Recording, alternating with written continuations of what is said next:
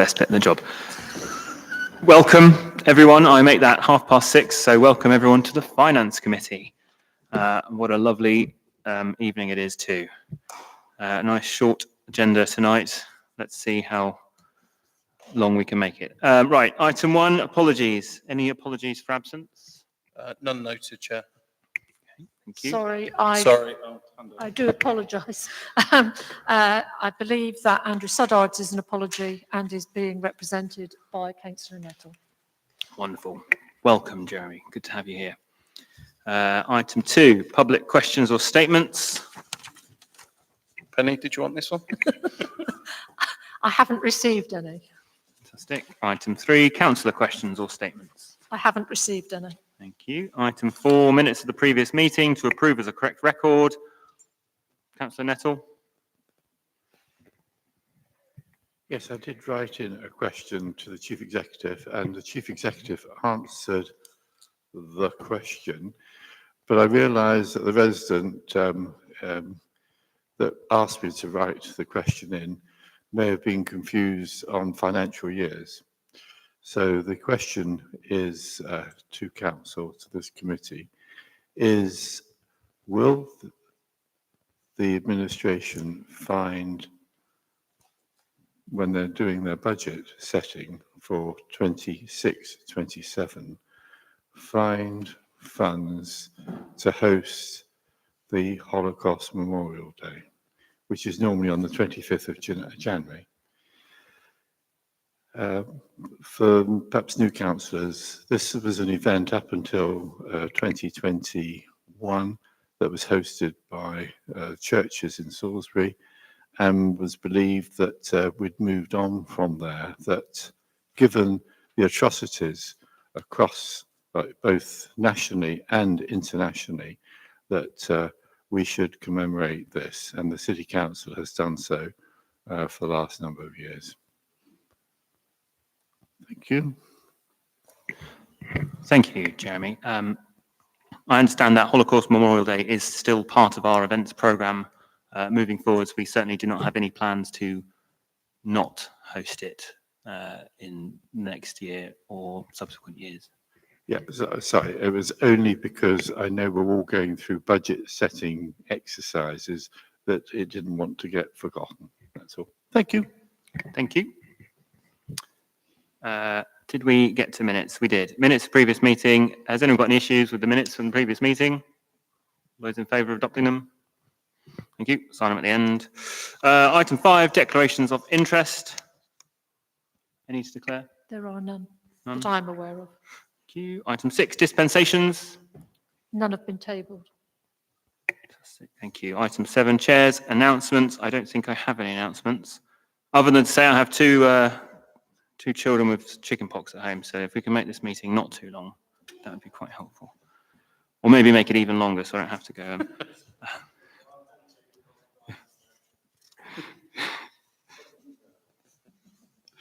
All right, item 8, budget monitoring report 25-26. To receive and consider the latest budget monitoring report. Over to you, Steve. Thank you, Chair. Good evening, councillors. Normally, I start off by saying it's the normal format, but this is different to previously because at your last meeting, you confirmed that you wanted to see not only the financial information relating to the cost centres that this committee looks after, of which there are now 2. Obviously, when it was finance and governance, there were other cost centres, other services that you looked after, but now we're a finance committee only. There's just the 2 cost centres that I manage, which is the Finance Cost Centre and the Public Works Loans. So there's information about that in here. But you understandably said the Finance Committee should perhaps look across the whole council. So you did confirm that you want to see whole council budget monitoring information as well. So this report is a bit of a hybrid. It's got both in there. And I don't think I've laid it out particularly well. And I've certainly left in some typos. So I do apologise. And I'll take you through the corrections as we go through. But for next time round, I'll make sure it's in a more logical order. The reason why I say that is because the appendices, where all the numbers are, starts off A and B relate to the whole council. I will take you through these separately, so don't worry. But A and B relate to the whole council. C1 and C2 relate to just finance. and then D onwards relate to the whole council again. So that's not much of a logical order. So I do apologise for that. In future, I'll put the finance ones first. We'll talk about the finance ones and then go through the full council ones. So in terms of the report, the typo in paragraph 3.1, for those of you who are a bit confused by this cross-referencing, I apologise again. Where it says Appendix D, that should really say big C, little I, and big C, little 2. It's Appendix C1 and C2 that relates to the Finance Committee's cost centres. Then Section 3 sets out the various parts of this report, which I won't bore you with. And then we get into the standard description of any changes to the cost centres for this year. And just a reminder that we created 5 new cost centres this year in paragraph 4.2, but that's been reported before, so that's not news. And then we get into section 5 and 6, which is all to do with the Finance Committee's 2 cost centres and any variances that need to be explained in that. So these relate to those appendices C1 and C2. C1 is a very detailed budget monitoring report for the cost centre. It includes me, all the finance team, all of the operations of running the finance service. So they're laid out in Appendix C1. And then C2 is purely those public works loans that we look after and were taken out in previous years for various reasons. And you can see those listed in Appendix C2.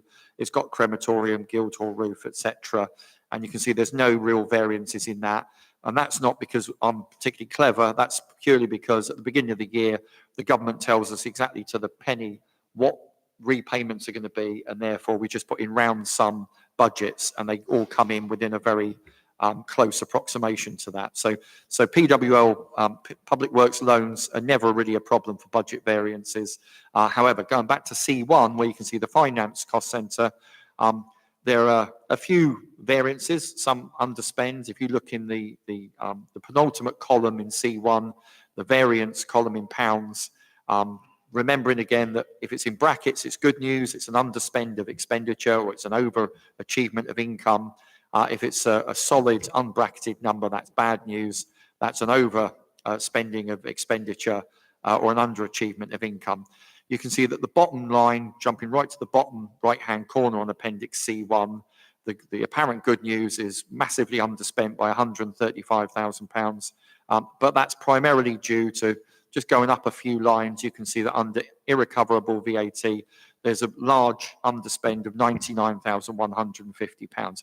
That's the only large variance on this page that then I explain in the main body of the report in paragraphs 5.5 and 5.7, which basically say that because last year we recognised that the council had not properly accounted for VAT in previous years, as soon as we became aware of that, I put a charge through last year's books, through last year's accounts, to recognise that we now owed the HMRC back payment for that overclaimed VAT. And that charge went through the book. So the good news is we've already written that cost through last year. And what normally happens is that accrual process results in a reversal of accrual in the following year.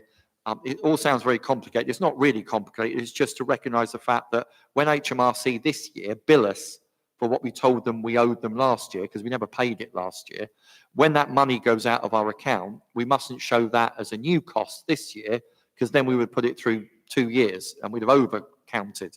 So the way you do that is you put a reversal accrual. It just means that when the £99,000 is paid out, that matches this minus 99,000. It means this year's figures are not distorted by that cash payment. And that's what's supposed to happen. And the reason why it's still showing as a variance is because HMRC hasn't invoiced us yet. As soon as they invoice us and we pay that invoice, that variance will disappear. So going back to Appendix C1, we really need to disregard that 99,000 because it's a timing difference which will disappear in the next couple of months. And therefore, when you exclude that, there are no significant variances. We're still underspent, which is good news. And that's mostly because the bank interest and treasury management returns, the only income stream that the finance team have got, is where we're investing spare money that the council's got on any day of the year. We invest that and we're overachieving our income target on that. So that's good news. And that's the main variance in there. Section 6 of the report is if we had any projects, any capital program projects that the finance department is responsible for, that would be explained in there. But if you quickly look to the whole council's capital program, as it used to be called, which is Appendix B. Appendix B has got all of these big projects, these big capital schemes, and you can see that if you look in the second column from the left under department, all of them are under Mark. They're all in the environmental department. None of them are finance, and therefore section 6 of the report is fairly empty because I don't run any of those big projects. So that's the finance committee's 2 cost centres. Perhaps I'll pause there to see if you've got any questions on that, and then we can turn to probably what's much more interesting, which is the whole council position. Ricky? Yeah, I found it very clear looking through the paper, Steve. Can I just get my head round? I understand that the VAT isn't going to sort itself out within a short period of time, but you think in the next financial year, i.e. from next April, when we start the next financial year, will we have resolved the VAT back payments, catching up, whatever we owe them? So we'll be starting off on knowing exactly what we've got to claim and not claim, so we won't have this liability in future years. Yes, it's the easy answer, but that's not a fair answer. I think at previous committee meeting, and probably this evening, I'm expecting to receive a lot of your exasperation about this VAT being an ongoing, it keeps coming back. And last year when I reported it, I was purely reporting back in terms of the crematorium. And now that's that particular issue, which is where we've reclaimed input VAT, which is VAT we're paying to our suppliers. We reclaim that. We're not allowed to reclaim it on VAT exempt services, of which the crematorium's one. So last year, I recognised that we're overclaiming our input VAT on the crematorium. We did a voluntary declaration. We've paid that. That's gone. This recognises the accrual from last year to see that there was other amounts that were due as well.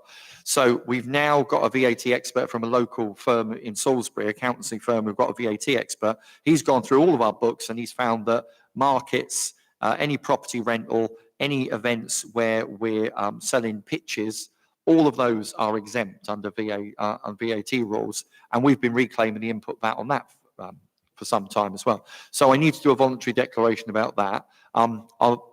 And secondly, completely separate area of VAT, which is on our car park income. It's nothing about reclaiming input VAT. It's just not passing over to HMRC the amount of the 20% in each parking fee that we get income for. We've not been paying that over to HMRC. So we're going to declare that and we'll get up to speed. I've changed the processes. So we're no longer doing any of those things wrong.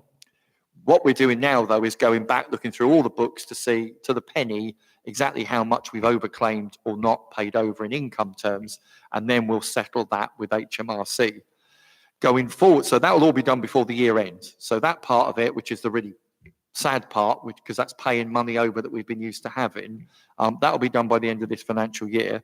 And also in the next few weeks, I'll also be quantifying for next financial year onwards, how much irrecoverable VAT is there, because as well as fixing transactions in the past that we did wrong, clearly we want to make sure we're never in this situation again. And the price of not being able to recover the input VAT on the crematorium, the markets and all the other activities, we need to quantify that, because what it means is in future, if there was an invoice that used to be £1.20 and we've claimed back the 20p, from now on, it's 120 pence, it's £1.20. So all of those 20% that we can no longer reclaim, we should never have been reclaiming it anyway, but we're no longer reclaim. All of that has to be charged to an irrecoverable VAT account, which is just another form of expenditure, because we're now going to be paying gross for everything.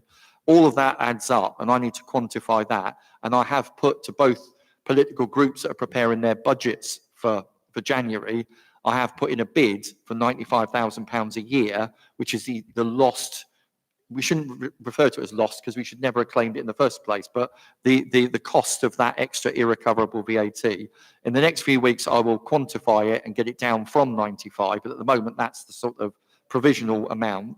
That will also be hopefully agreed by the full council in the January budget setting meeting. So as long as that bid is approved, that goes into the budgets for next year and all future years. That will enable us to cover all the extra costs that we're now going to be incurring. We'll have paid off the historic liability that we need to pay HMRC. We will then be settled, and yes, there'll be no more VAT legacy problems being reported. Jeremy and Sven. Thank you. So Steve, thank you very much. As always, really clear. I don't know if you want to take it now or later, because I understood this was a finance bit. But my question is around the public works loans. So can we take that now? Really good to have that set out. I've one or two questions which I'll have to look up because I can't remember what happened in Victoria Park, both the 35 and 2000.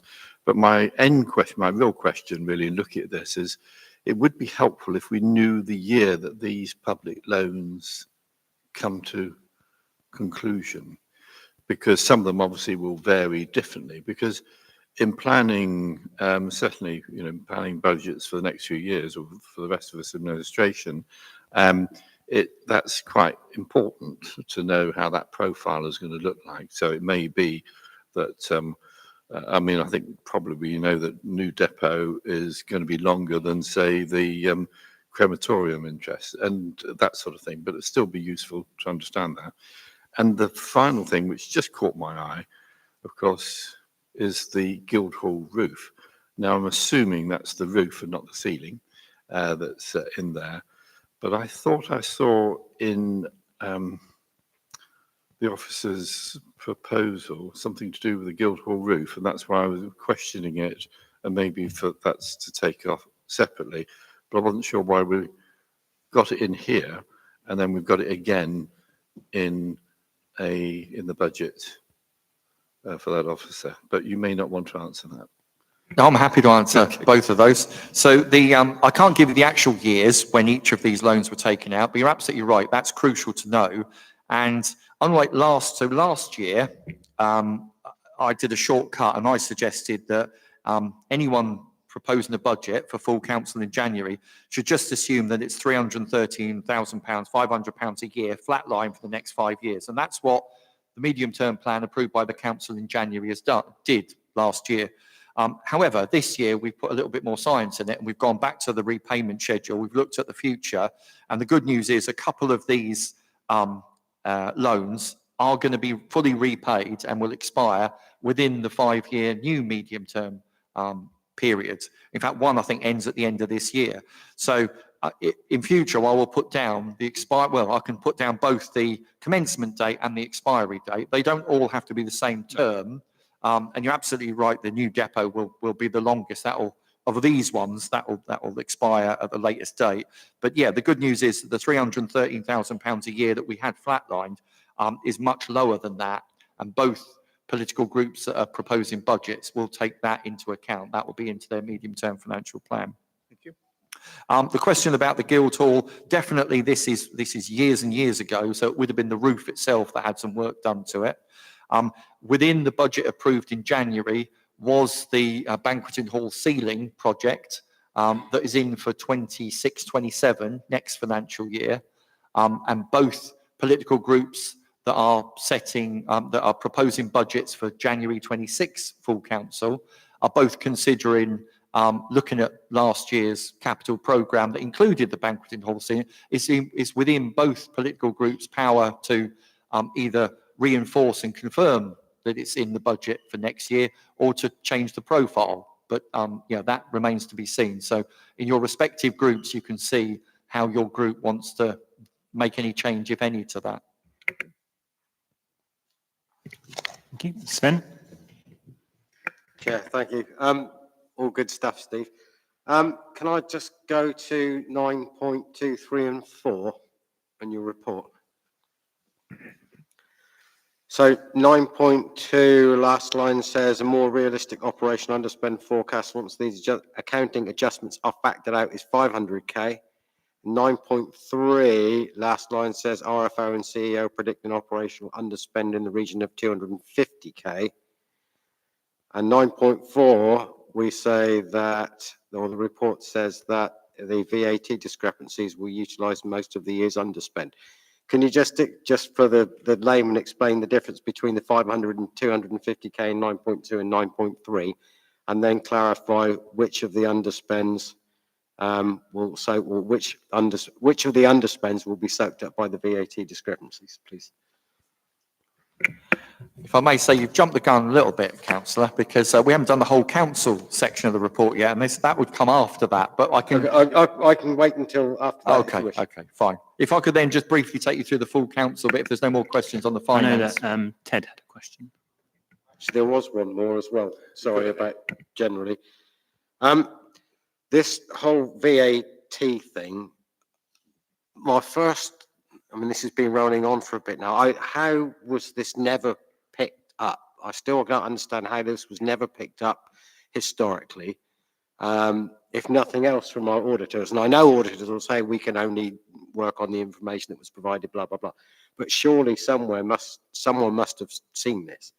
And it just also asks some questions of the previous clerk and previous RFO, because it suggests that perhaps they weren't quite as on the ball as they could have been. So that's still, how did we manage to get this far without this being picked up? It goes back years. I haven't tried to go back because it's incomplete records, so I don't know if I would be able to say exactly what year it started. We've got two members of the finance team who have been with us for over 12 years, both of them, and they say both of these big areas of anomaly, these mistakes, have been there as far as they know for many years. We have to be careful because if we want to minimise the liability to HMRC, we probably don't want to admit too far back. However, it does look as though it's been going back some time. Should it have been picked up before now? Absolutely, it should have been. It's taken me, 18 months before I realised that we were doing things wrong. That's not an excuse. I'm not trying to pretend it was impossible to see. I just naturally assumed that everything was done properly and I wasn't looking at the detail. But that's no excuse. I was still responsible for it. So that's no good. My predecessor, the long-term predecessor, not sure, can't explain why she didn't spot it. We've had a couple of other RFOs between her and me. There was one that only lasted a week or two. It's never been explained to either my two members of staff who worked with her, and then she just didn't turn up one Monday, why she decided she didn't want to come back. It could be that she spotted so many problems, she didn't want to be the one who had to fix it. And then we've had a couple more after that. We had a temp for about a month. He didn't spot it. And then we had a temp who put the budget together 2 years ago, who did a good job on the budget setting and was looking at other things, and he didn't spot it either. So I don't say all that because it's so difficult. Lots of people's eyes looked at it and passed over it. The one organisation that should have spotted it, and the reason why we've jettisoned them, is an accountancy firm that this council has used since 2009, assumed it was getting a good deal. They did the partial exemption on VAT work every year. They had to reconcile VAT as part of that every year. I came in and carried on using them, and it became obvious to me that they didn't know what they were doing. They hadn't spotted this. We spotted it before they did, and then it's only when we raised it with them, they became very defensive about it. I think they realised that if we'd had a better contract with them, they would have been legally liable for it, but we didn't have a very good contract with them. We could possibly still have gone after them, but it just got very messy very quickly, and we just jettisoned them and got a proper expert in locally who's done a much better job. But, they should have spotted it as well. Our external auditors, parish councils are quite new to me, district council land and in private sector, external auditors go in deep, do a sample basis, but they would be expected to see this. Whereas here, we pay our internal auditor more than our external auditor to do a lot of the detailed checking. I'm not suggesting our internal auditor should have spotted it. He does some odd checks, but he never came across it in the years that he's been working for us as well. None of that answers your question, I'm afraid, councillor, but there were lots of people that should have seen it, to be honest, including myself at an earlier stage. So all I can do is apologise on behalf of all of us qualified accountants. Don't have to apologise, Steve. At least you picked it up. So take that as a positive. Yeah. Okay. Thank you. Thank you. Thanks for raising that, Sven. To be honest, it's a great question to ask. And I do appreciate, Steve, your very comprehensive, quite unflinching look back through the history of it. I agree with what Sven said. It's great that you have picked it up. I'd much rather know. Well, I mean, we don't know what we don't know, I suppose. But, I think we'd much rather know what position we're in and make sure we don't do it again. Ted. Steve, sorry, I'm not an accountant. I try and look at these figures and try and reconcile them all. So I might be talking nonsense here. Under Appendix B with the Roborough S106, the underspend or whatever, line 232, does not agree with the funded from S106 pot of 53,330. Now, should they not agree somewhere? That's that one. Under appendix. Can I answer that one first? Yes. So if you look on the screen, I've tried to use colours. So at the very bottom, the bottom pink line funded from section 106 pot, that 53,000 that you quoted, that's the sum of all the pink lines above it. So Rowbarrow section 106 at the very top is the largest part of that, but there's a £3,500 overspend on Queen Elizabeth Gardens bridges that's also going to be met from section 106. So the combination of the minus 56,000 at the top, the positive 3,500 gives you the minus 53,000. Sorry, didn't see that. The next part, Appendix C1, Code 75001, it says bank interest. Is that just doubled up? Is that a typo there? And what does NNDR stand for? So the bank interest and treasury management returns is both of those things. We get a tiny bit of bank interest that we receive, but most of that money is our treasury management where we invest the spare money that we've got. So we get a little bit in terms of our current account, but we mostly are placing money on the money market and in a long-term deposit account, and that's what's earning most of that interest.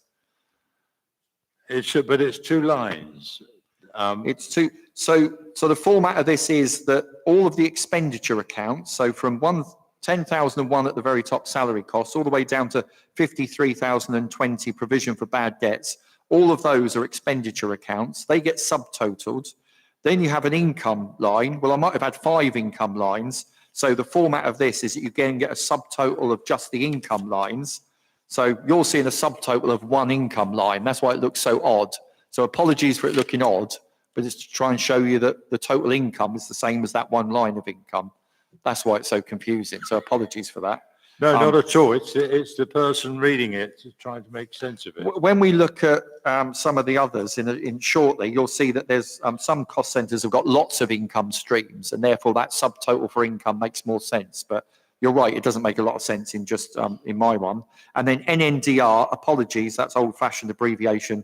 That's national non-domestic rates. We now call it business rates. Thank you. Thank you. No further questions. Back over to you, Steve. So I'll go through very quicker than I did before. I'll go through the whole council. So the whole council numbers, the appendices that refer to the whole council, because Finance Committee want to look across and see what the whole corporate position is. Appendix A is the whole council's revenue position. There's a lot of detail there, and apologies if it's small print, but this is all 50 cost centres of the council, all split by whatever department they're in, to give a grand total at the bottom of what the position is. And I didn't want to confuse you further by saying there's one number in here that's wrong, and as a result of that, lots of the other numbers change. So if you don't mind sticking to these figures, but I can tell you that these figures were revised because the street scene profile budget figure was wrong, and as a result of that, it's showing an overspend. If you find SSS street scene in environmental department, the column marked profile budget shows 513097. That was actually the August total, and this whole report is September end. So I had understated that, so that was my error. It should have read 612,676.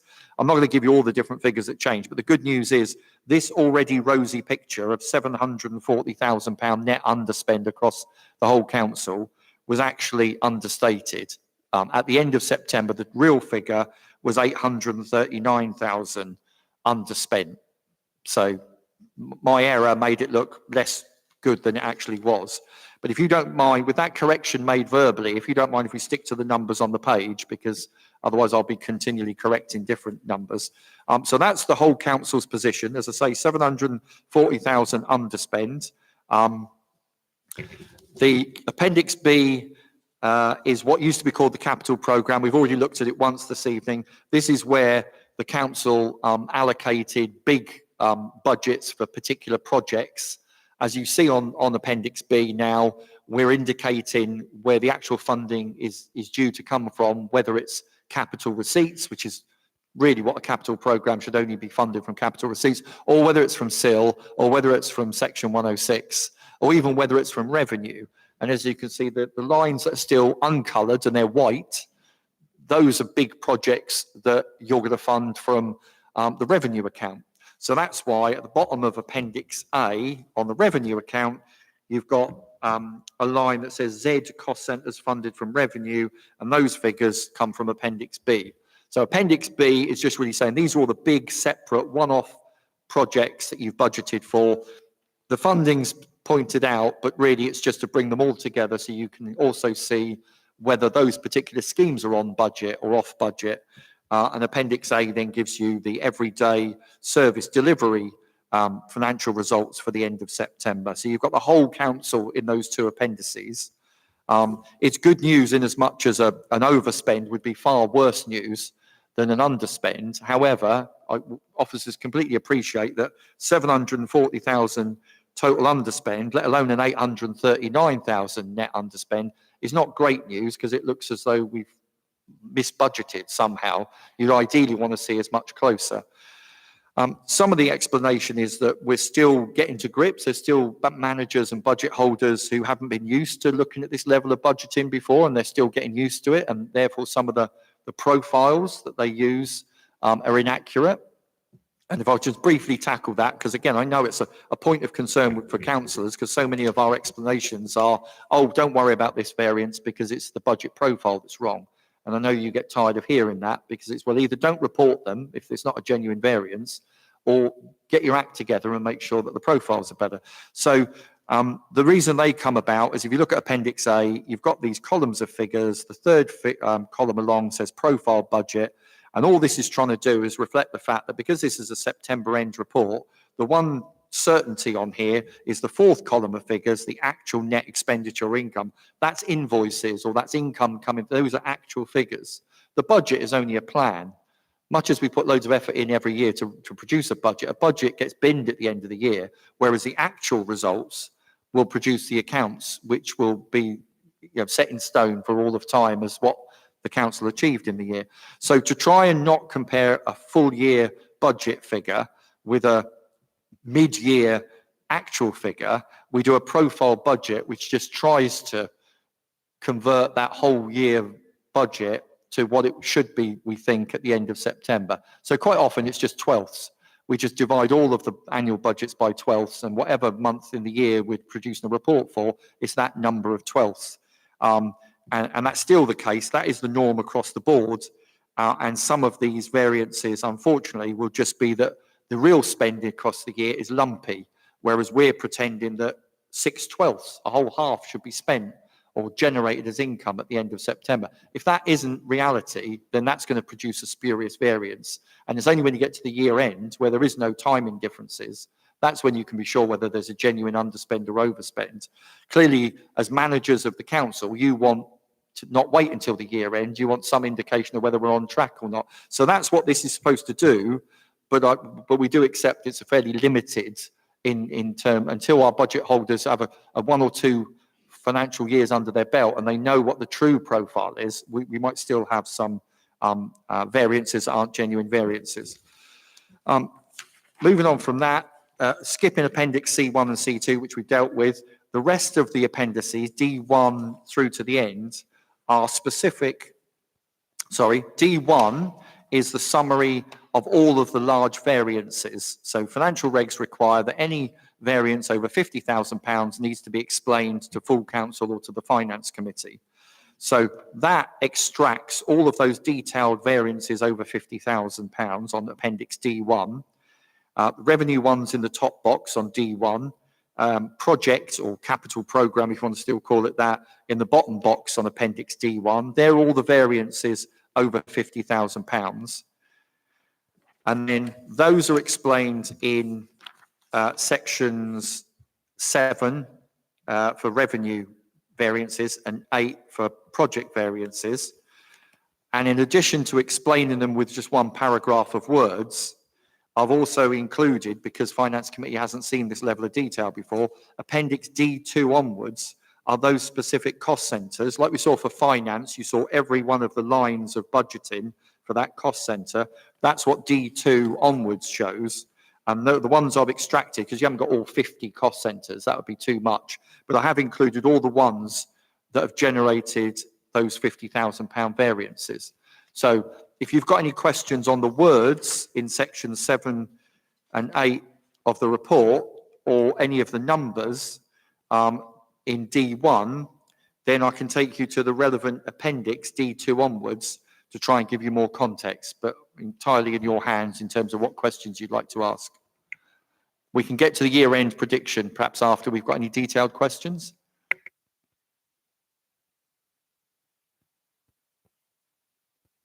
Looks like none forthcoming. Please continue, Steve.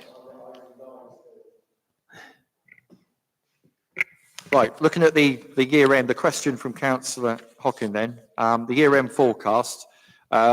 With hindsight, this is probably us trying to be a little bit too helpful. You just want to know, well, what's the predicted year-end position? But to try and explain, the number on the page is the best figures we've got, 740,000, which is actually 839,000. So that's a very large underspend. That's paragraph 9.2. So £740,000 council-wide underspend for the first half of the year. That includes things like the £150,000 dilapidation. So that's the single biggest variance on D1. So if you quickly turn to D1, the largest underspend on that, in that box, is facilities cost centre, FAC, ENV, dilapidations. We had a actual expenditure or income minus 150,000 and variance of 150,000. That is skewing. That's causing a large chunk of that 740,000 on its own. And what that is last year we were facing a legal dispute with the old depot owner who alleged that we'd left the site in a bad state and alleged that there was £300,000 worth of costs that they would have to incur to bring it back to the standard that we'd first had it in. So that's normal, that's in the lease terms. We hadn't budgeted at all for that. We didn't expect it to be 300,000, but we didn't expect it to be zero either. So I asked Mark, what's our best estimate with our QSs? After lots of to and fro-ing, we settled on the midpoint, 150,000. There was not a lot of science in that. And I put that through because you have to under accounting rules, because the cost arose in 24-25, even though we didn't have an invoice, even though we were still in a legal dispute, you have to match the costs to the year in question. So we had no choice but to put through our best estimated charge in the 24-25 accounts, and we did do. So we've included £150,000 cost in that year. as we've said before, when you accrue in one year, you have to do a reversal in the following year to make sure that the cash flow out in the following year doesn't distort that year's accounts. So this is the reversal of that 150,000, which would have got matched when we made that payment, except the good news, the legal dispute is over and we don't owe a penny. So that is really good news from a council perspective, from a taxpayer's perspective. From an accounting perspective, it's a terrible outcome because it means that I've put £150,000 charge through last year's books when I shouldn't have done. I did it prudently and under accounting rules I did it, but that the only recourse we've got now is to show an underspend, not an underspend, to show a negative charge of 150,000 in this year, which is what this does. And it'll mean that over the 2 years, we've come back to where we should be in the first place. So, but unfortunately, that's skewing this year's figures. We're not really going to underspend by 150k. We just need to make sure there's a minus 150k charge in this year. So, coming back to the councillor's question and the year-end prediction, you know, that 740 should be reduced by 150. There's a couple more. There's the VAT one. There's a couple more accruals. So I'm saying when you adjust for those accounting entries which aren't real underspends, then we come down to about £500,000 in 9.2. That explains why we've said that's probably a more realistic figure for this point in the year.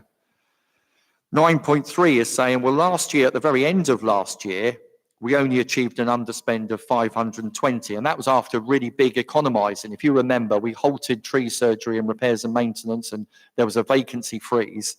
And with all of those things we did, we still only achieved an underspend of 520,000.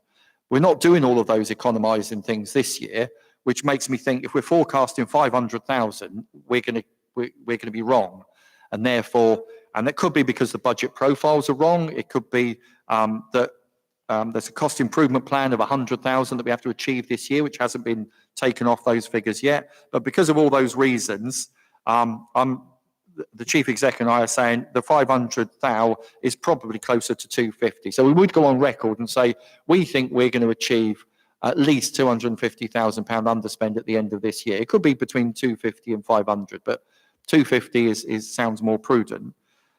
If there wasn't a liability to HMRC just round the corner, but of course we've got an unbudgeted liability yet to be calculated by me, but it's not going to exceed 250,000, but it could be in that magnitude. So that's why I'm saying even if we do underspend by 250,000, the new liability to HMRC is going to use up most of that, which is why we end up saying we think it's probably going to be a zero outturn.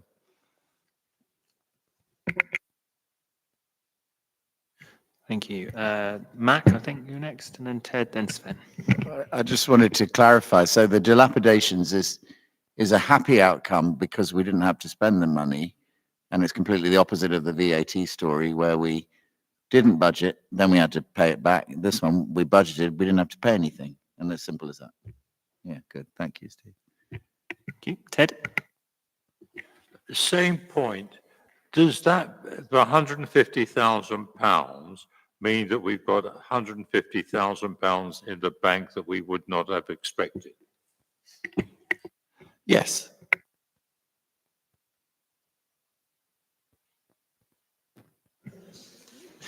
Sven? Yeah, sorry, just go. So we've gone 9.2 operation underspend 500k, 9.3 250k, 9.4 nothing. That's as I read that. To someone outside of this organisation looking at those numbers and that report, they'd be going, "What? Sorry, how does that actually work?" So I think if we do this next time, can we just explain that a little more clearly? And our 740's gone to 839 again. So we're being asked to set a budget. Last year we had a sort of underspend of £1 million, was it, or something, against what we originally thought. So budget setting was done, bids and savings made, and yet we've approved all of that, and we're coming through in 6 months with an underspend of £839,000. Now we're trying to set the budget for next year. How can we be confident that the numbers that we're being given around base budgets and bids and savings are anywhere near reflective of the actual situation? Because if our underspend and overspend was a couple of 100,000, fine, these things happen on a £9 million budget. but this is like 10% of the budget that we're underspending on. You know, we both groups here are doing an awful lot of work and taking up an awful lot of time. I mean, I've got a good mind to come back at the next one and say, sorry, but looking at the numbers we've got, I just want you to take, whatever we decide, I want you to take another 10% off, because that's what you're sort of almost forecasting is going to happen. So it's a confidence thing that the numbers that we're being given and the bids and savings that we're being asked for are actually representative of what's being asked. And I'll evidence that a little bit. So if we go to tree surgery, yeah, so tree surgery was one of those things. And if I looked at the contracts management spreadsheet that was sent to us recently, the potential request for tree surgery in there was staggering over 5 years. Yeah, pushing on not too far short of 7 figures. And parks and open spaces, they're always saying, we need more money, we need more money, we need more money. But here we are, 180 grand in the budget. What we've actually spent is a quarter of that. If I read those numbers correctly, yeah? But if this is preventative maintenance, we should have been doing that whilst the sun shines. So I would have expected the preventive maintenance budget or preventive maintenance to eat a big chunk out of that, because winter's coming soon, and getting plant and kit in the stuff where it's wet and boggy, parks and open spaces, without tearing everything up is going to be difficult.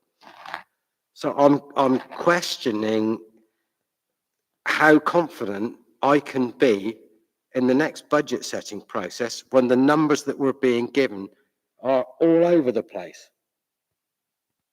I'm really struggling with this. I'm sorry. So we're relying, as much as you're relying, on the individual budget holders' explanations. So I won't take you through every one from paragraph 7.4 onwards. But the reason why I would argue that they're not all over the place. They might look as though they're all over the place, but you can go down into any granular level of detail and there's an explanation for every one. Some of the explanations sound like gobbledygook because they're accounting adjustments, and I could spend all evening trying to explain each one of these. So caravan site income was an accounting adjustment because that was from last year. The cremation income is an easy one to understand. That's where we just haven't achieved as much income as we should. But if you look at it, Mark's saying that he's confident that by year end, we will have made up the underachievement of income there. So paragraph by paragraph, line by line, and you can go to the appendix where the tree surgery was. So the last page of the appendices, buried in that very large cost center in all those lines is the tree surgery line. You can see though, on every line, there's an under or an overspend. It's just the nature of the way that, you know, these large sums of money are spent during the year, that there'll be ups and downs. Unless you wanted to look at every single line and find that officer at the council responsible for that particular line and try to get an exact answer as to why it's not zero, that variance. You know, it is a big business that's doing lots of things, and you've got budget holders who, as I say, haven't gone through 2 years under this approach and understood exactly how each of those lines flows during the year. So they've profiled their budget in possibly an inaccurate way, and that's producing variances.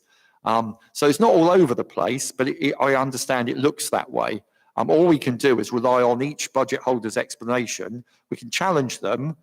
We might be able to each think of us that we could each do a much better job than they could, but unfortunately we all have to trust the expert officer to just deliver the budget and deliver the service. And then when there's a variance, to bring an explanation to yourselves for you to challenge. And if that's not good enough, then perhaps you want to take the time to go and see that particular budget holder and find out, well, what are the problems? Why can you not budget this more accurately, budget holder?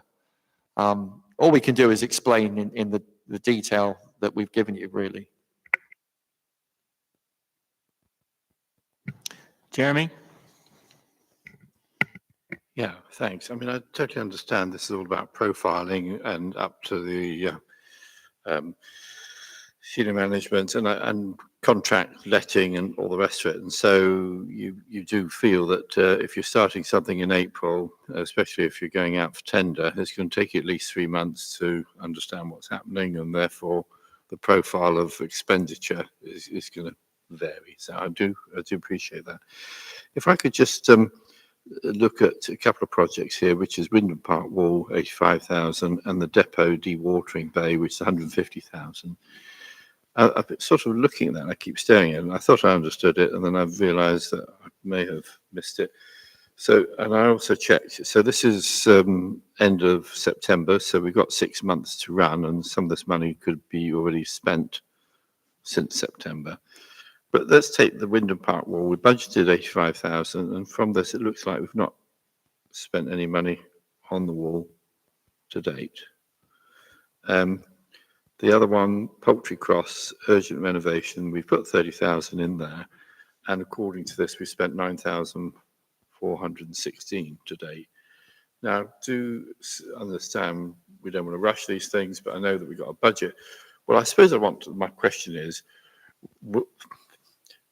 does that get carried over to next year? Or is that a carryover then if it's an underspend in that budget? Yes, so capital schemes that straddle the year end automatically get carried forward into That's next what I year. thought. Okay, no, just wanted to check. If I may, Chair, I think also, just to add, although there has been no drawdown of expenditure on Wyndham Park Wall, we've had at least 2 public consultations. We've had a number of conversations with elected councillors. We are in conversation with a number of stakeholders.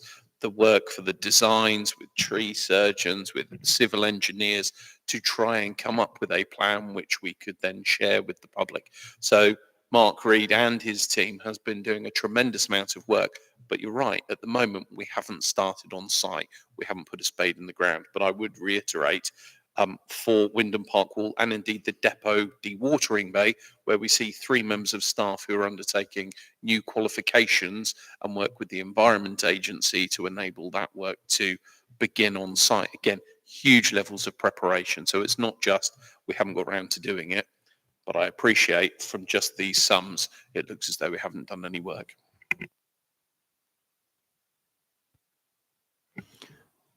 Any more for any more? No? Is that all of it, or is there more? We just to note this, or is there? That is all of it. The recommendation is to note it. Yes, please. Fantastic. I think we just note it, don't we? We don't need to vote on that. Great, thank you. Item 9 then, Internal Auditor's Interim Report. Steve, you're up again. Thank you, Chair. So the financial regulations require every audit report to be presented to councillors. So this report came to full council earlier this month, but specifically because full council agendas tend to be really, really full, and there's not really enough time to do it justice, officers did recommend that with full council's agreement that it will be the Finance Committee that gets the pleasure of crawling all over audit reports in future, and full council resolved that. So that's a pleasure for you. But we would still be sending all of the audit reports to every councillor because that is still a requirement. I don't think the auditor would be particularly happy if he felt that only yourselves, lucky as you are, were the only councillors who got to see it, because every councillor should see what the weaknesses exposed by an independent review of the council are. So every councillor will be emailed the audit reports. We only get 2 or 3 a year. It's not very onerous. Any councillor that's got any comments or observations or questions or concerns can obviously take them up with me direct, but we also have suggested that they channel them through this Finance Committee. So it could be that we get some questions from other councillors that then get aired at this committee, and you could then examine them in detail. Going through this particular one, the headline is paragraph 3.2, just over the page. I'll read it out. So this is the main conclusion of the auditor. Is clear the council takes governance policies and procedures seriously, and I'm pleased to report that overall the systems and procedures you have in place are fit for purpose, and whilst my report may contain recommendations to change, these are not indicative of any significant findings, but rather are pointers to improving upon an already well-ordered system. It is therefore our opinion that the systems and procedures at Salisbury City Council are a model of good practice. But we're not complacent. We're not perfect by a long way. And as you can see in the table in the main body of the report, section 4, that's summarised all of the findings, all of the recommendations on the left-hand side in that table. And then on the right-hand side is our comments mostly mine, but there's a few that are from Asa and Janine, where they're governance issues. And that just gives you, this is what this auditor thinks, this is what we think. I'll come back to that in a minute. The appendix has got the entirety, unexpurgated report, and that will always be the case. You need to see everything the auditor's done and has reported. So you can see that the whole of the report starts off with a sort of executive summary all the way through the detailed work and tests that he's done.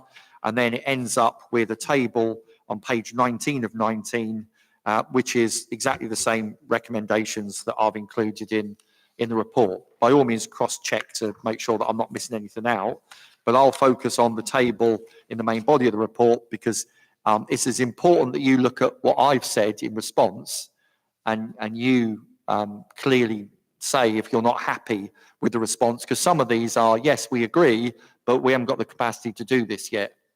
And this is where you as the finance committee might not be satisfied with that. And we can then talk about what can we do about that. But I'll go through and try and be as brief as possible, or I can let you ask questions. Entirely up to you how you want to do it. Ted, you had a question, and Sven. Under the system, could it be possible, because to bring forward the new finance system by a year, because as I see it, make things much more efficient that much sooner and could actually end up saving us money.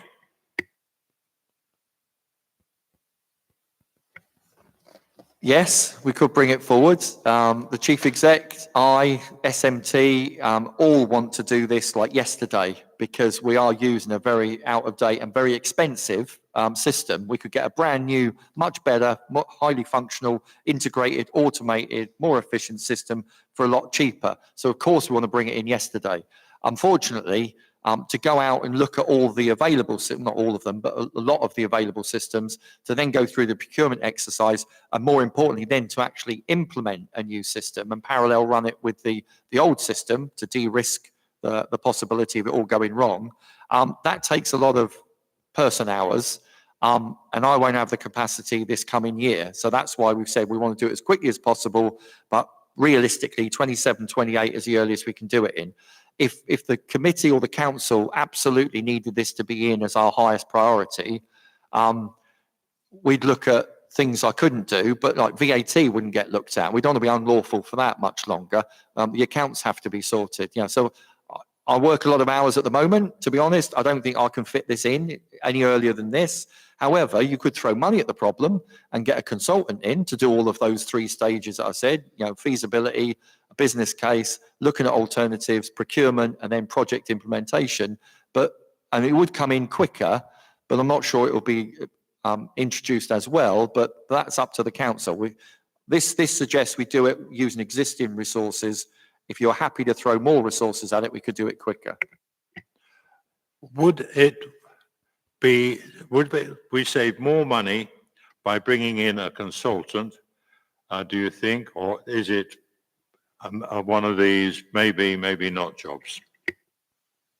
So the actual specific figures are the current finance system's annual license is about £9,000 to £10,000. We think if we went to the lower end, like Xero or Sage or one of these very generic, you might even use them yourselves, systems, then we're looking at £1,000 to £2,000 a year. So there's an instant annual saving of about 8K. In addition to that, the purchase ordering system we currently use, which isn't part of finance, but is linked to it, we would replace that very old purchase order system, which we think costs between 15 and 20K a year for some antiquated reason. That would get replaced with the new system at a fraction, less than £1,000. So there's a payback. When you look at those two systems together, 8K plus about 19K, there's a big payback of a big saving every year. A consultant wouldn't cost even 1 year's saving, I don't think. So it would be cost effective to bring a consultant in, but clearly you wouldn't have me and the finance team as hands-on, and therefore the bells and whistles that get turned on when it comes out the box, if I can put it that way, might be generic rather than tailored to Salisbury. But it would still be better than what we've got now. I know Asa just wanted to come in on this point as well. Thank you, Chair. I think just to reiterate that point, having Steve and the team with the capacity to bring this work in means that the quality of the system and how that integrates would be much better. And that's the view I've taken, as well as there are many other parts of our IT system at the moment that are sadly lacking. And what I would not want to do is to integrate a finance system into our existing challenged IT structure to then have to unpick that again in 12 months later. So my belief is let's get the wider IT system sorted, and then absolutely in 27, 28, we need to go and make sure we put in a quality product. I appreciate what the RFO has said around the cost saving. Thank you. Sven? Just a comment, really. I'm pleased to see where it says financial regulations are responses.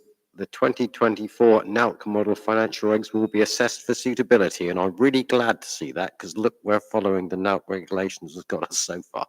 So I'm extremely happy that we're going to do things slightly differently. Thank you. Thanks, Sven. Mac? Oh, I just wonder about the implementing a new system, whether, rather like we do with procurement, that we borrow from Hampshire, are there not a lot of sister parish or city councils that would help us shortcut feasibility without an enormous starting from scratch and wondering what works for a council, surely?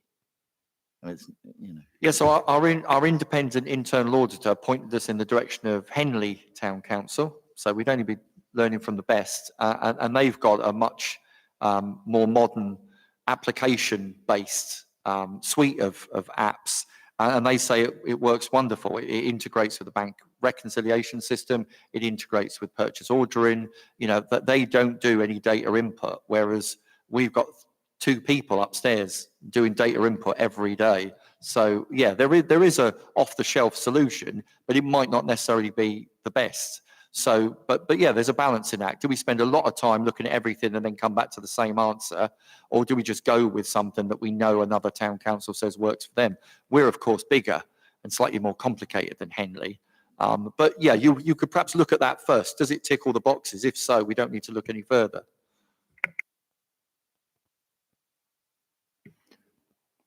Ricky?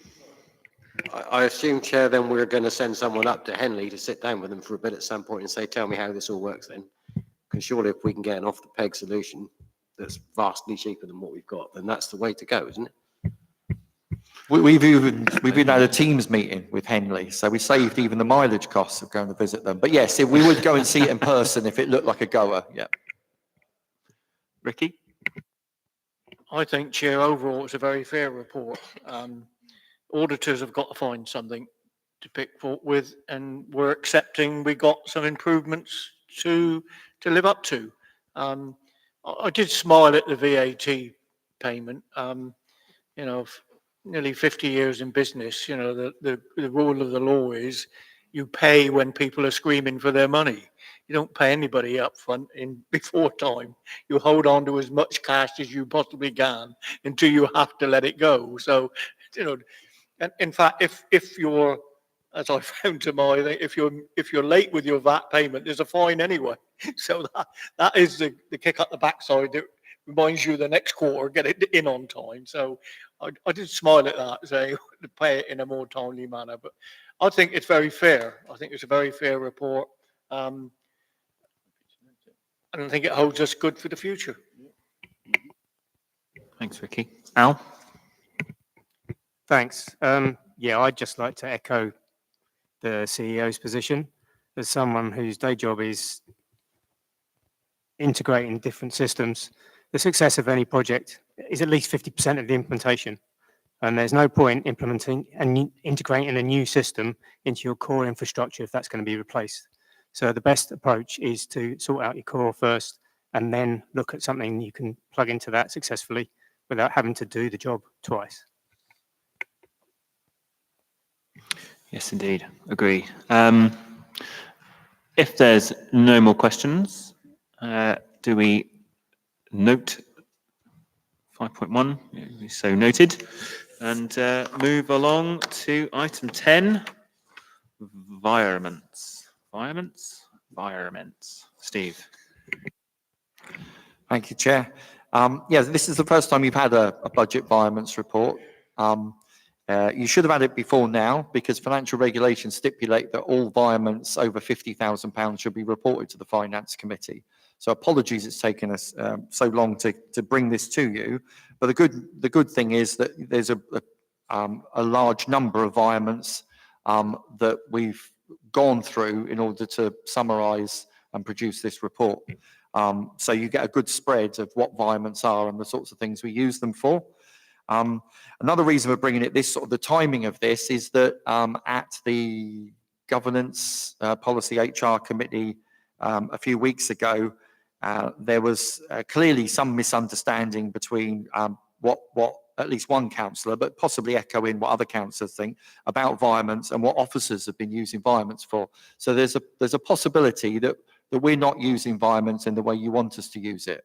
Although I think the way we're using it is essential, but the purpose of this report is to set out what we're using environments for so that you can either ask any questions for clarification or if you want to set new rules, change the policy or stipulate how you want us to use it or not use environments, then this is an opportunity to also cover that.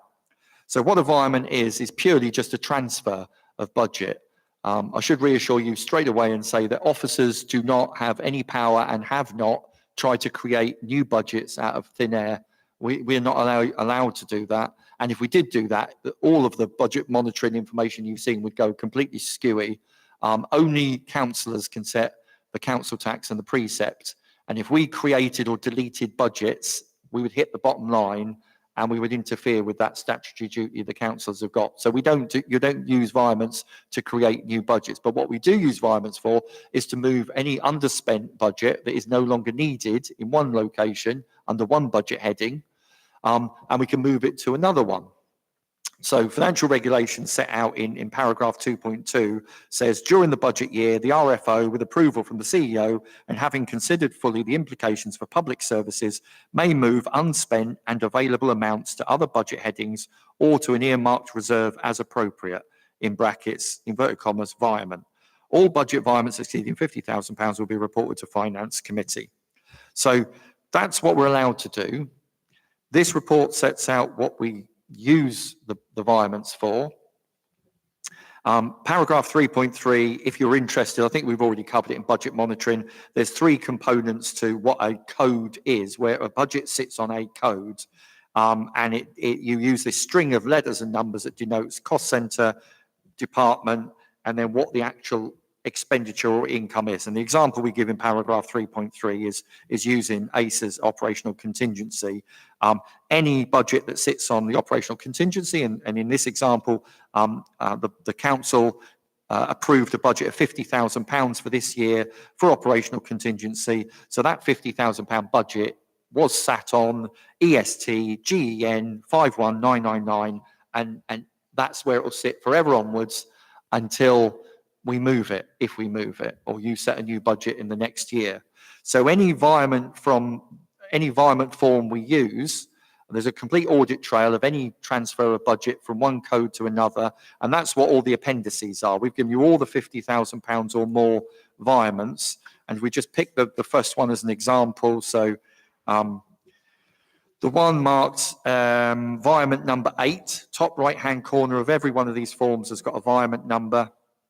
And as you can see, the reason for the environment to rearrange budgets between environmental service cost centres, more accuracy for the teams undertaking the associated services. Now, this is a very unusual one in that it runs over 2 pages. Most of the ones you see are shorter than this, but that's what the cost centre, department and account, most of these environment forms are just filled with these 3 letters and 5 numbers. And that paragraph 3.3 just explains what those 3 letters and 5 numbers are. And as you can see certainly on the simpler ones, but even on this long one, all of the lines are really just saying what budget are we moving from which code to which code.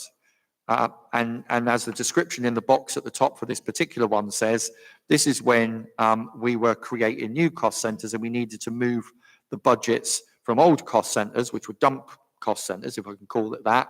We had very large cost centres. You had the whole of the salary budget was sat on EST Gen, for example. You had almost £3 million budget sat in one place when actually it related to all the teams. So we've used environments like this one to move old massive budgets that weren't really useful for anything, split them up and move them to new, more targeted, service-specific cost centres in order to cost those services so that you could see for a start, how much Camping and Caravan Club costs and how much it earns and does it make a profit or not. Well, we didn't have one of those cost centres 2 years ago.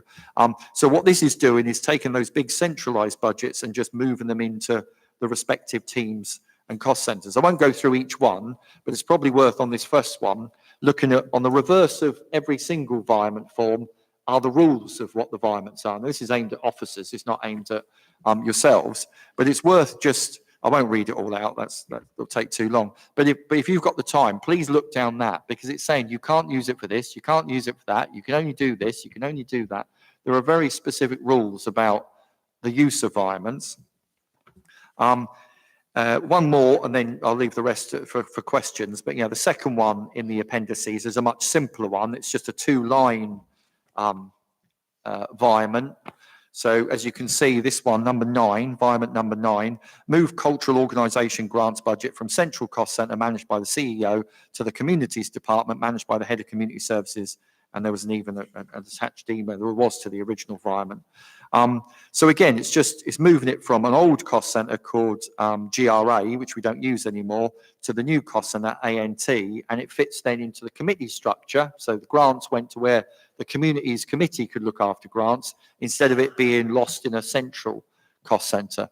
And, I won't go through any further ones, but if you look through all of these, you can see the main reason for using these large environments is just to move budgets to the more specific and more accurate and more precise place. It's not creating new budgets.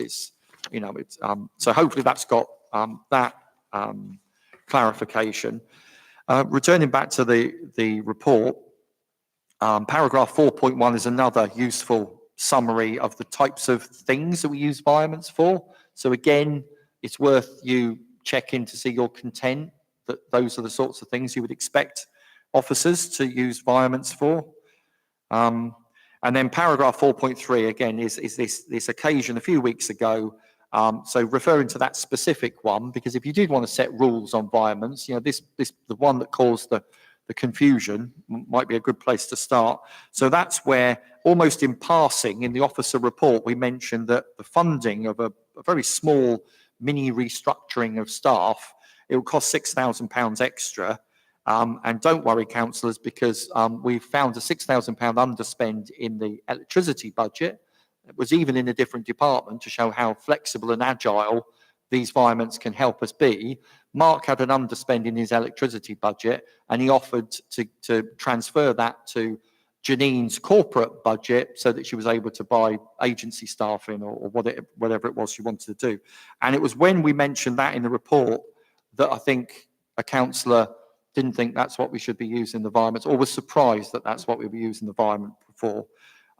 So I'm hoping that this report can demonstrate to you that we're only using it to do those sorts of things, to make the council quick and agile at responding to finding savings, but also at the same time having unbudgeted pressures. And rather than coming back to committee every opportunity to ask for a environment, you've delegated the power under financial regs for us to do that. The one other, and there's a summary in section 5, if you want to see how many environments we've done in the last 18 months. Probably, to be fair, the one area that you might feel most concerned about maybe is whether there should be any difference between one-off environments or recurring environments. So a one-off, and forgive me, if you look at any of the environments themselves, you'll see usually in the later ones, there's a special box that says, is it recurring or is it one-off? In the latter ones, you've got a big R or a big O, meaning is it recurring, is it one-off? One-off means it's just a movement of budget for this year only. And then next year, it goes back to how it was. Recurring means you're making a permanent change. So if you move 5,000 from one code to this code this year, at the start of next year in the base budget, that change will be permanent. And that might be an area where you might want to quiz us officers a bit more, because you might feel that one-offs are okay to move some underspent budget around, but recurrings are a different thing.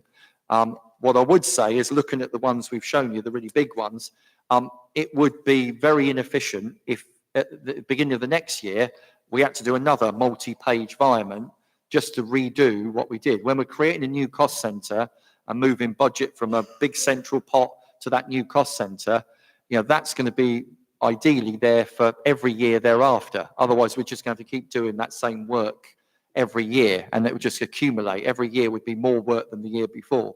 So we've tended to use permanent environments when we're doing a new cost centre, when we're moving money from a central pot to decentralising it out to the services.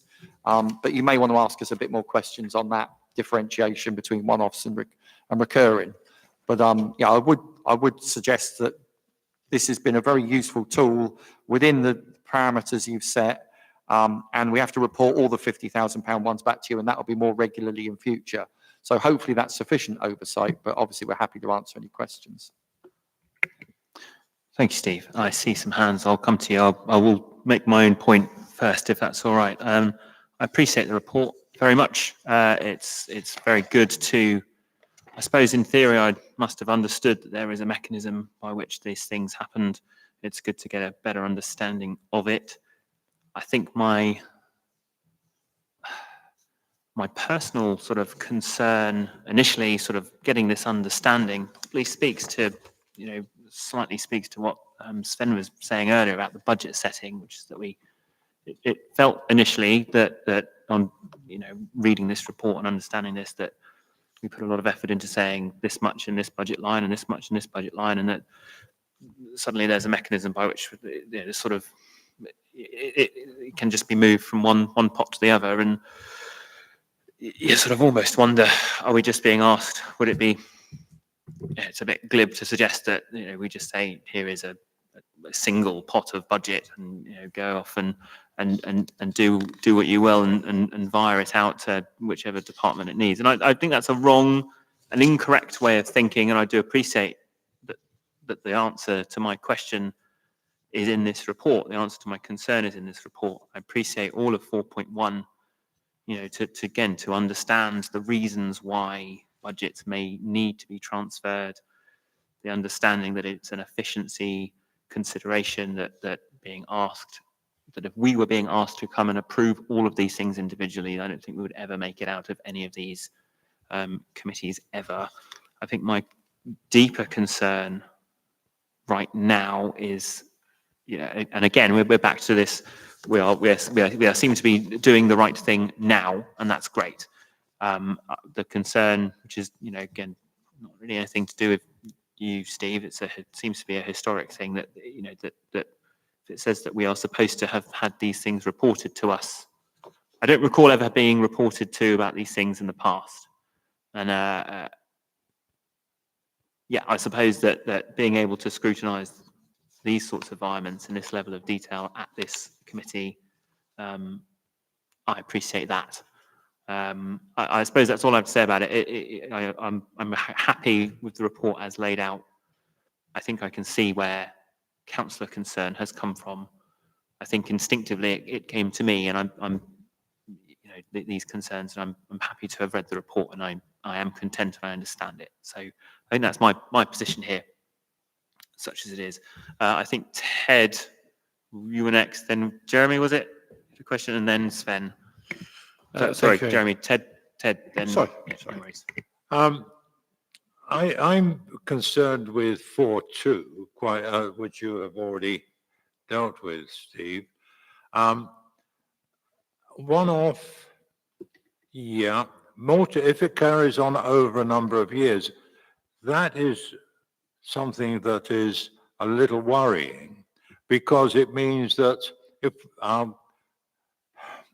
councillors are not as aware of these things as they ought to be, and here I have to say, sometimes I'm not as quick with these things as I should be. There could be what I think of as a misuse of environment to actually do things that an officer would like to do, but has not been authorized. That is one of my concerns, particularly over the idea of recurring changes. I don't know what to suggest on this, but perhaps we could need to think about this sometime in the near future. Thank you, Ted. Yes, Steve, you want to come back on that? It was just really to point out that 2 years ago we had 20 cost centres, and I think councillors for years have been saying we're not seeing enough detail. EST, so finance, for example, you've seen the finance cost centre. There was no finance cost centre 2 years ago. It was lost within this massive EST gen cost, where all the salaries were, and no one, even if you saw the numbers, they were so big you wouldn't be able to work out what service costs were. And repeatedly, councillors are still saying that's not good enough. We want to know what the separate events are. Do they make a profit or not? So now we've got cost centres for the Armed Forces Day, for St George's Day, for the Grotto is separate to Christmas Begins. We've probably gone too far the other way and you've got too much detail, but you can look, and you could Camping and Caravan Club, car parks, it was never a cost centre, now it is. So you can look at the bottom line of every one of these with the budget and the actual and see whether it makes a profit without even understanding the numbers. You can just look and see that. None of that would have been possible if we couldn't do a recurring, coming back to your point, because we would just created them in year, created 50 cost centres from 20. If they weren't recurring environments, at the end of that year, we'd have gone back to 20 cost centres and we'd have been back in the mess we were. So we're hoping that there's some compromise where we can still do recurring ones, but you have more sight of them. So it could be that every environment form has to be reported to Finance Committee. So you'd see them, every single one, or over 10,000 or over the 50,000 that's already in financial regs. But if it's a trust issue, by showing the committee or one member, perhaps Sam as the chair of the committee, every single one, then you could be assured that the officers aren't using them for any nefarious purpose. We're showing you every single one that's gone through. And then ad hoc, you can actually just, as part of budget monitoring, you could say, well, show us why that budget has changed, Steve. And I can show you the full audit trail. So we would hope to regain your trust if we've somehow lost it. But we totally understand that if you'd like to be part of the audit trail, we can build that in if you like. And I think that's just to sort of like my point, Ted, I think is that I'm happier generally if we're going to be seeing these things. As I say, I don't think I was on this committee last term around. I don't know if they came here. I'm reassured at the idea that we will be seeing these things moving forward and we will be able to scrutinise them in that way. Jeremy, you're next. Thank you very much, and great paper. I really appreciate this coming. I think that for whether you've been a councillor for 20 odd years or whether you've only just been elected, I think it's really good to have this information in front of us. So thank you. I think the issue, rather than reliving the governance committee on 4.3, I think the issue there was, I totally understand, and I'm sure many of us, that this is a big budget. We need to be able to move budget. If cost centre makes a saving in one area, there's an opportunity in year to move money across. Totally get that. That's not an issue at all. With this particular issue that I think set us all a little bit hairs raising on our arms, if you like, was the fact that this was a revenue, it was explained as a revenue, continuing revenue, and that the environment was coming from a utilities account, electricity, as you mentioned earlier, and we all know what happens to utility bills. And it was never suggested that it was a one-off payment, because we recognise that if it was for staff, it was for staff hours, this would be recurring, and therefore that was recurring. Now, what you've clarified today is that there are some violence that are recurring.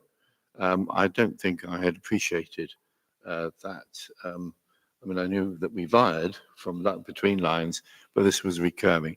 And I think that was the particular issue that day. So this is a brilliant paper and puts out a lot of clarity of what we want to do as a council. So thank you.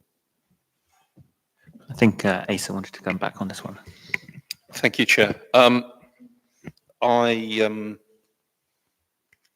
hope that councillors can see the proactive nature in which this report has been brought forward. We sensed that there was something that we could do to help illuminate, and in our ongoing spirit of honesty and openness, that's why this report has been brought forward today. Being very personal, I think myself and Steve take our legal responsibilities as responsible finance officer and respectively proper officer of the council very, very seriously. The challenge is, how do you provide yourself with assurance in a post, forgive me being so direct, in a post Asa and Steve world? And that's the challenge that I think you have as councillors. I would certainly welcome the reporting of reoccurring violence going forward to this committee. I think that may give you some comfort. I think Steve has been very eloquent in terms of the challenges and the bureaucracy that could come up depending on where we decide to put that, the level in terms of asking permission. However, you need to satisfy yourselves that your officers are doing the right things. And whilst I can't talk about what was happening before the 4th of February 2024, I certainly hope that councillors feel that spirit of honesty, openness and proactivity. Thank you, Asa. Sven? Chair, thank you. I love this report. I reckon it's brilliant, Steve. Great stuff. I'll tell you why. But just to count the points, Jeremy's mentioned the Janine issue. That's fine. Round recurring violence, if the contractual, I get it, but more longer term stuff, I think they should find their home properly in whichever service area they sit. And more detail is fine with me, because if nothing else, it gives Asa and Steve the opportunity to have covered their asses, to speak, so to speak. Yeah. They can never be accused of not telling councillors what's going on if they've told them what's going on. So I get that and I appreciate it. But the reason I really love this report is because, and I've been banging on about it for a couple of years, and it's been taken on board, and I know it's taking time because finally we're starting to get to the bottom of what our services actually cost us. Firstly, on just on the services side, so corporate, environmental, communities, and all the rest of it. But for me, more importantly, it'll be on the income generating streams of the council. In the not too distant future, and that time is coming closer and closer, we will be able to look at the caravan and camping site and say, does that make us any money? Or should we be out of that business?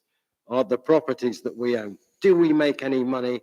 Or does the R&M and the contractual, the lease agreements are in, means it costs us money which isn't covered by the rental? And that's the detail that I want to get into, and it's not for this budget setting period because I appreciate we're not there yet and you've still got your hands full, but next time round then we'll be in a position to look at the detail of that and we can say, do you know what, that costs us a fortune, there's no benefit, we should be out of that game, let's sell it on. So I think this is a great report. I think you've done a fantastic job. I know it's pages and pages of data, but I get it. So good stuff and long may it continue. Thank you very much. Thank you, Sven. Any more, Ricky? Yeah, very, very informative, I think. I've never seen in any recommendation us to say where our contentment. I've seen approve or support officers. I don't know if that word is right. Do you think that's the right word? I think it's been fired from somewhere else. The committee confirms its contentment. I thought it should either say confirm we support our officers' use of violence or we approve our officers' use of violence. I don't know where that sits, contentment. I've never been asked to move a motion like that before in 35 years, so. Chair, I'm happy to change the recommendation to say support. We didn't want to prejudge anything here. We thought it could be quite a sensitive area to discuss. I'm really happy to say, put the word support in there. If that means that councillors are happy to agree that recommendation. Chair, as long as you're content with the content, that's fine with me. Yeah, very good. Great. Do we have someone want to move this? Okay, we've got a last and a nettle with the ACER amendment. Yes, this committee confirms its support of officers' use of violence. All in favour? Sorry. Fantastic. Thank you very much. Concludes item 10. Item 11, we have no matters for discussion with any level of urgency. It is 8 o'clock on the dot.